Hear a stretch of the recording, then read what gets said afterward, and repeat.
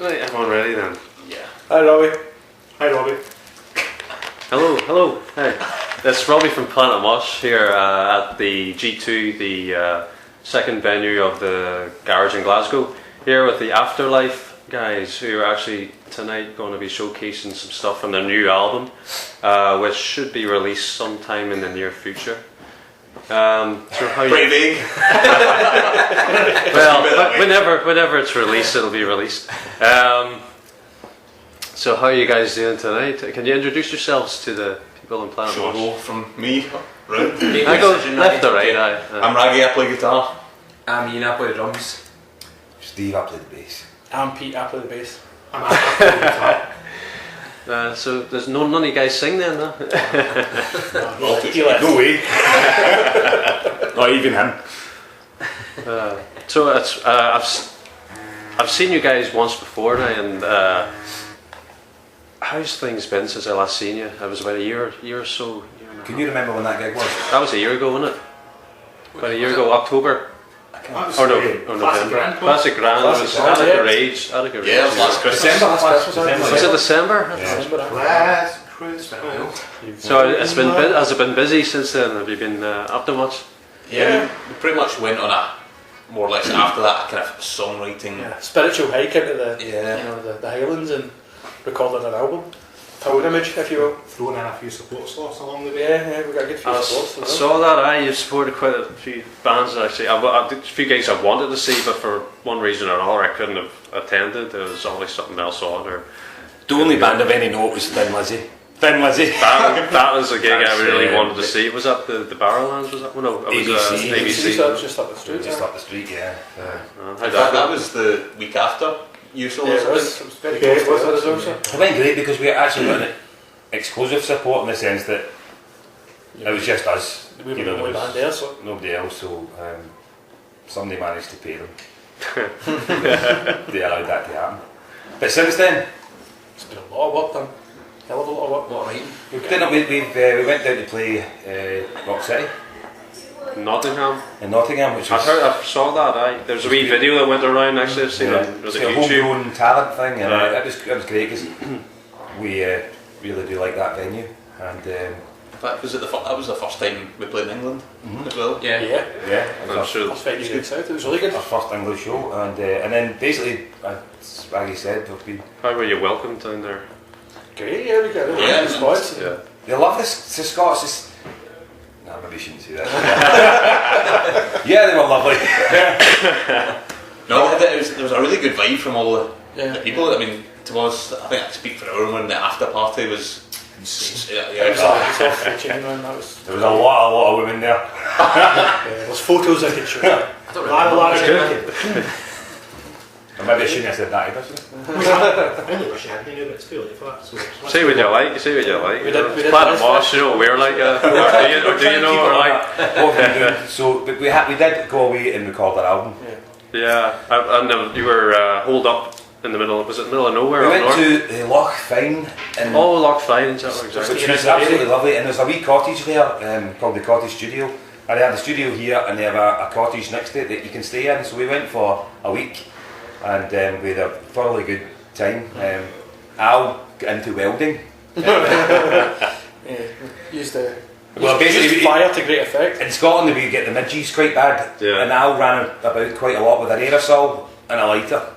So there's quite a few horrible photos of people with no hair. Sure, it was a lot of fun though. It's not really the safest way to get rid of midges though. It's He earned the nickname Ripley. the most fun though after. Well, the great thing for us was to actually get 7 days just together with no one else, and to be able to play 24 hours a day, which was really good because we could have a few drinks, go back up to the studio, and we wrote a few songs up there, and we just put a video online which is called Lost, and that song was it hadn't even been born until we went That was 2 a.m. to the studio, and we just created it one evening, and the next night a few friends were coming by to do shoot some video stuff, and we actually decided, we'll just make a video, and but the song was born up there, which was Born the drum Before you track. we were like, it was like, not to sound a bit cliche, but we were quite intoxicated at the time as well. and I remember saying to Steve that I was like, we need to record this. now, and he's like, are you insane? And I was like, no. And I think I spouted some crap about we need to get all the energy of the song, and I was just. This was after but it was good. After night drum. That's the recording that you'll hear, so it was good. It was a good night. It did work, but also it was maybe first time ever in Scotland. It was maybe 25 degrees the entire week. Oh, So this room was just baking the entire time. It never cooled down. But we recorded the song, and we actually said, "Is this going to be like the worst song in the world when you listen to it in the morning?" Sober. But I think I ran up maybe as early as I could the next day and went, Before MDL. it's actually okay. We wrote a song. We recorded a video for it that night, and 8 takes, and It's one of just played it all live through. You had to collect my headphones, and you can see if you watch it closely, everybody just gets progressively sweatier through Just the actually met a guy at the door, and he just said that song may now be his favourite song at that time.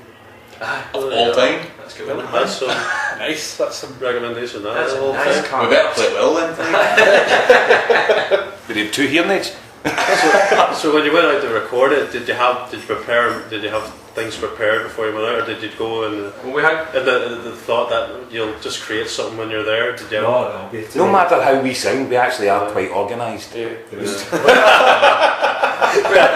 all honesty, we had about 6 full songs. Yeah. And And they parts had of others as well. Like 6 ideas, 6 or 7 ideas. There was a lot of pre-production, done before we went, so it was a case of just the ground running, so. Yeah. We had a chunk demoed, the year before, stuff we'd been sitting on and playing live for quite a while. I've been guilty in the past a lot of times of writing a song and then recording it too quickly. And all these songs, well, most of them, not all of them, but a good few of them had already been played live, so you always get that, and you get that bounce back from the people at the gig watching it, and then just the song evolves on its own. Once you get really accustomed to the parts and stuff, so everything was we had a fair idea of what we were going to do, so it did move along quite quickly. It wasn't like we were just standing there scratching our heads going, right, like we need to write a song. You had a week to get it all done. Well, no, I want to say this because that's quite good. I think we may be one of the first bands to do this. Right. But we recorded all the drums and all the main guitar parts, not solos, not overdubs, Rhythms. Just that's all we got done up there. In the time we knew we'd never get it all done, and then beautifully we became an internet recording studio because I have my studio at home, so I would send the rough mixes to all the guys, and then Al would do all his solos and any dubs. Pete would do all his vocals and Raggy his guitars, and then he would actually just send it to me, and then I would just load it into the computer and build the songs that way. So we done the first part all together in the studio, and then the second part we kind of all just produced ourselves on our own, which cuts down hugely on costs, and it really makes my life much easier as an engineer because I just don't need to sit there recording there. I can just get sent the stuff, and I'm like, that's great, guys. Thanks. Do you do a lot of the mixing and stuff for the? For us, everything. I do. I get left with the nightmare. So you get left with the. Apart from all the overdubs that me, Pete and Raggy engineered ourselves in the house, we didn't get a credit for it. Where is that? The album itself then, is it all new material or is it anything from the Alpha EP? No, That's all new. All new. We actually discussed that before we did it as well, because we, like the guy said, we met up a couple of times and we had the computer with all the demos, and on kind of talking about what I was saying, was in the past we kind of known to, right, we need a 6-track EP, we've got 6 tracks, that's it. And whereas this time we had like a big list to choose from, like whether it be an idea or a full idea, and that was really good. So we just sat and said, are we going to do this all new, and we want to put anything old in it, and we just all equally were like, we'll put it's all new. There's a lot of fans on the Facebook saying, can you put War Machine and can you re-record this and re-record songs like that, and we were just like, no, we're not going to record and it. admittedly, way back at the start, we probably had a few of us thought that would be a good idea. But the more the riff bank filled up, and the more we wrote more complete songs, the Alpha stuff gets shoved to the side, and just thankfully so. It was Alpha, it was there, it was done, and it stands up on its own. So why pull songs off it onto the records? We just thought this is right. And also, we didn't want to dilute the sales Alpha. That makes sense. It makes us money. Because that was an absolute peach of an album, or EP, the Alpha album, and you can hear obviously hear the main influences, the Seattle influences, and a lot I of mean, that's bands just from that scene. me and are the older statesmen, and that is our generation. And then polite way of putting it. The kids stay quiet.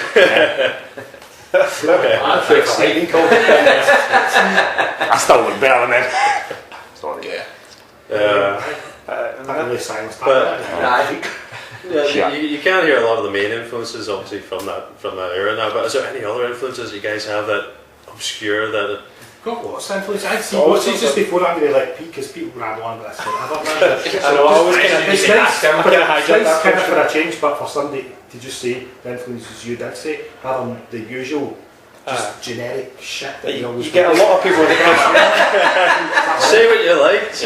just you get a lot of really tired journalists that just say, oh, they sound like this. And really, you can tell if somebody's actually obviously listened to it and goes, yeah, because like Stone Temple Pilots and Smashing Pumpkins and Alice in Chains and Soundgarden, big influences, even at Pete as well, and so that's nice. You can't hear it. You can't hear it in the production of the EP. Yeah, So we're in the middle of an interview. That's fine. so I know you can tell some of the journalists that only listen to the occasional current stuff, and that's what you get labelled with. You go, you sound like this now, and you're like, maybe there's cursory glances to that, but. And I've said this before in loads of interviews. We cross as much as we diverge in our tastes, and cross really well when we come into the studio and start writing stuff as well. So what we do, we have all sorts of obscure stuff. I mean, we're all over the I mean, not that we hate Alter Bridge and anything, okay? No, I mean we do get lumbled in with them. But we really, that is one of the, we find that the most insulting. And Creed, I mean, I just think to myself, you ever listen to one of our records? Because how the hell we sound like Creed or Alter Bridge, I find astounding. I really do. Maybe they had the same influences we had. Yeah. But I mean, I'm not going to lie. To be fair, maybe Pete's vocals, I mean, I'm not going to lie. I'm a major fan of Miles and he's singing, and I'm a major fan of the band, but it's definitely not my main influence when it comes to writing. I think just the powerful vocals. It's the vocals, I think in today's sort of market, because his voice is quite unique. And if you're going to get another powerful singing, it's going to go into that sort of way. But I'd probably Freddie Mercury and Paul Rodgers are probably my biggest influences vocally. So I mean, I wanted to get a Muppet to sing in the band, but honestly, I've sat and played the guitar with Mark Twain a lot, and the thing is, crews are pretty much the exact same age.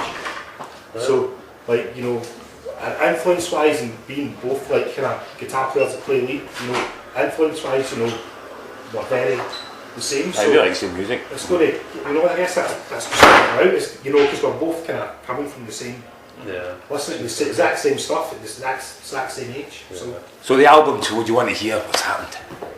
Do you want an exclusive? Right. Yes, actually, yeah. When is it released? And are you guys? It'll only be exclusive if you upload it before we play. And are you guys going to run this independently? This No. film, or? We have obviously signed to Off Your Rocker Records. Right. Yes. This is news just come into me now. You never heard it? Exclusive? Is this the first time you've mentioned it? Yeah. This is first. Actually, we've never.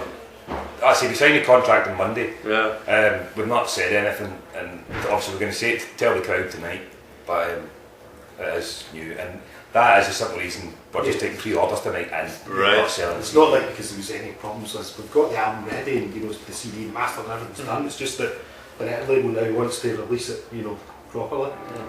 So December 2nd is the official. Is that that's a official release date will be December 2nd, and they want to do time for obviously- Christmas then? Yeah. Get it in people's stockings. That's it.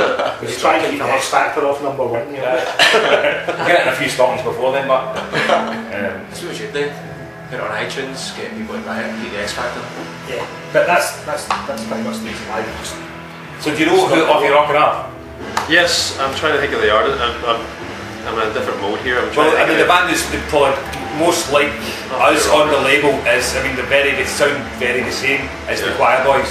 Yes, I was trying to think. Yeah, it's Choir Boys on that. They're almost identical, our style of music.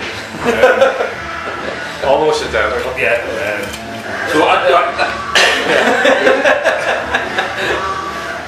But they have obviously they have a big affiliation with Hard Rock Hell Festival, Hammerfest, and they've had a label for a few years now. And for us, they have someone to put it out and look after us, which we all need, as you can tell. You shut that fucking door, we're doing an interview! Oh fuck, it's the fucking door right in front of the camera. So yeah, that's what we're saying, so I'll bring these as a bit of Aye, lovely guy.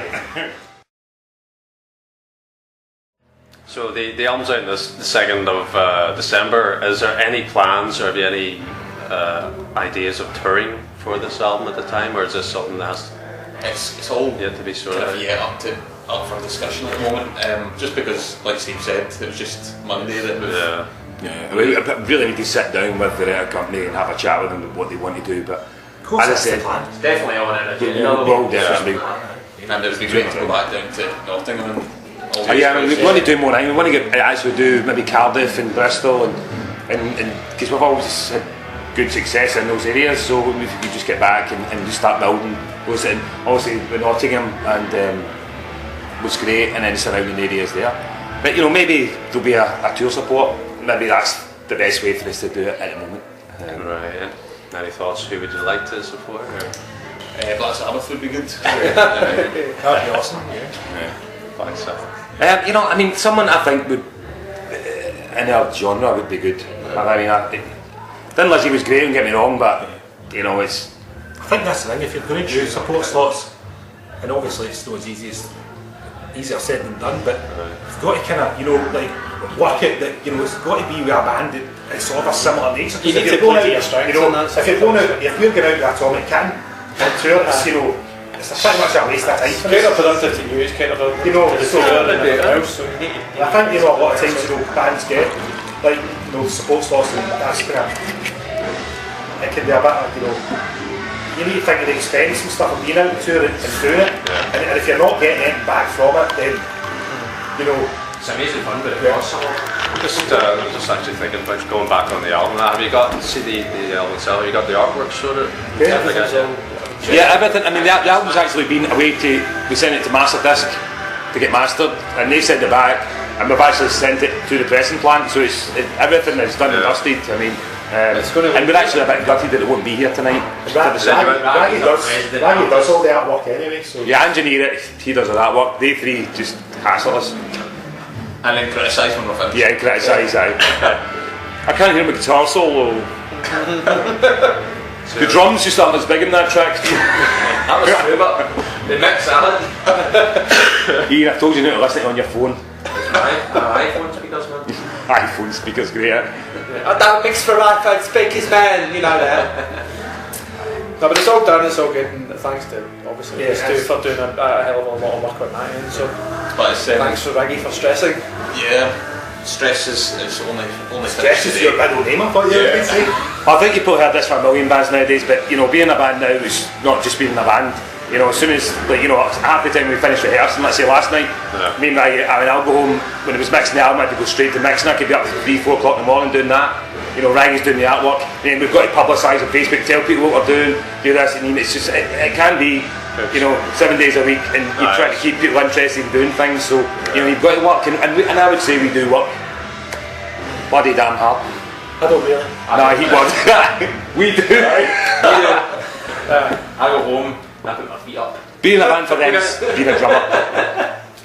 Now, you guys are you're from the west of Scotland, are you? Yeah. Yes. Right. Is it not? It's not Glasgow, though, is it? Glasgow, Clydebank. So it's a Huge Burns. Close there. If you notice, he has the poshest voice. He's got a butler and stuff. He's here. He's got my butler. Say Philip. A butler and a cook called Automate. I'm like right in the doorstep, I'm more foreman basically. We're looking at you all. From all over, but close enough, But you're obviously I'm not from the Emerald Isle, eh? Foreigner. So to say. But I think we got enough for the tour there for about. I think there's enough shit there now. You speak a lot of good shit anyway. So. Just put the bit to the album in, that's Plenty for you to edit out. Yeah. Let's hope I hear some good shit from you when the album comes out. I'm looking forward to hearing it, guys. So, Here's some good shit, right? First thing around. Yeah, I think I got the time. I think I got the time. Cool. Alright, guys. Yes. Nice seeing you again. And Thank you. I'll sure see you guys again in the future. Thanks, Robbie. Are you doing that? Cheers, mate. Shake the man's hand. Right, cheers, guys. Thanks very much. Cheers, Robbie. Bye, folks at home. Bye. Thank you. Thanks for coming out. All the best.